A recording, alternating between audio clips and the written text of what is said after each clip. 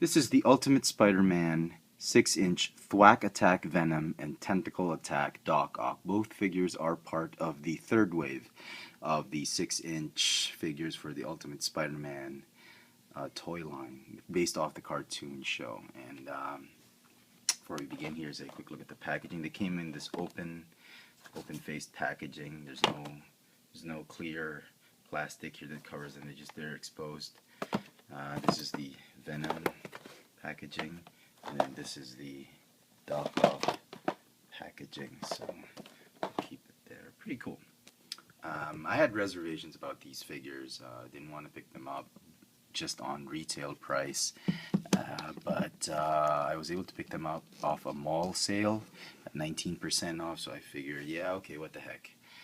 I like these cartoony looking figures, and despite all those reservations, and I was pretty happy to get them at a discount, I was actually very pleased with these figures.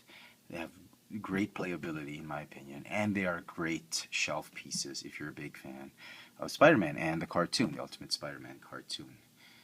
Okay, now each one of them, just the basic figures, they don't have a lot of articulation. They have gimmicks, and which is fine because these are really geared towards kids and not really for the adult collector. Let's start with Venom. Now this guy is really cool. Even without the gimmick, I like this guy. The only trouble I have with him is that these legs are just too hulky. They look like Hulk's feet with toenails that need a pedicure. But from the crotch up, oh my god, look at this guy. This guy is very imposing. He's very menacing. And the main gimmick he has is this thing. The spider insignia at the back is really a drawstring handle that you pull, and as you keep pulling it, he just keeps flipping his arms. So that's his Thwack Attack.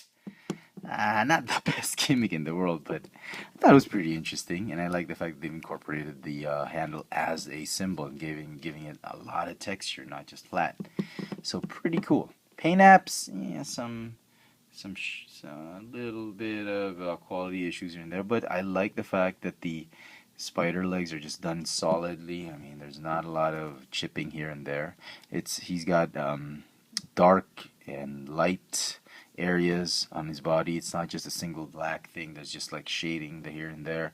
Very nice. The head sculpt is like phenomenal. I wish they could have given it more articulation. I mean, like a hinge or something, but this is what you get.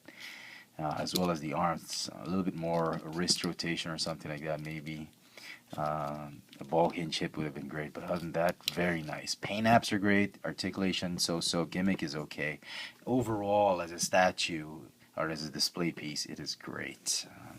I'd like to give it a 9 out of 10. Alright, on to Doc Ock.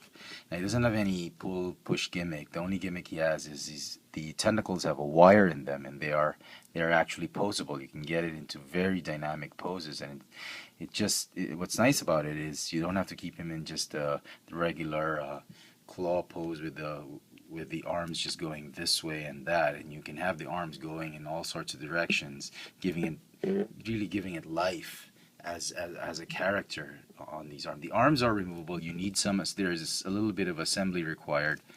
Let me see if I can pull it out. So you have to insert the pegs of the arms onto his back, and it's very minimal assembly required, and yeah, pretty cool. He looks, well, this is, I don't know if this is the Doc Ock of the Ultimate Universe, or this is from the 616 universe that has gone through an aging process, because he's got a bigger armor, anyway, whatever. But he looks really cool. He's got a ball jointed neck, it's a ball hinge shoulders, just a hinge waist, just a hinge hip, and no other articulation present. So not the best articulation in the world, but pretty cool. Paint apps, they've done it in a very glossy finish. Kind of looks like a Ghostbusters outfit. It would have been nice if they did it also matte. I'm not a big fan of this glossy type of thing. Really makes it look cheap. They've done it in the armor in glossy or metallic, and then the clothes in matte. That would have been perfect. On the arms, paint apps are okay. So overall, I mean, the gimmicks is expected. I would have expected nothing less than posable arms. It would have been corny if you had pushed a button and the arms would just move in and out. That would have sucked. So I like the gimmick.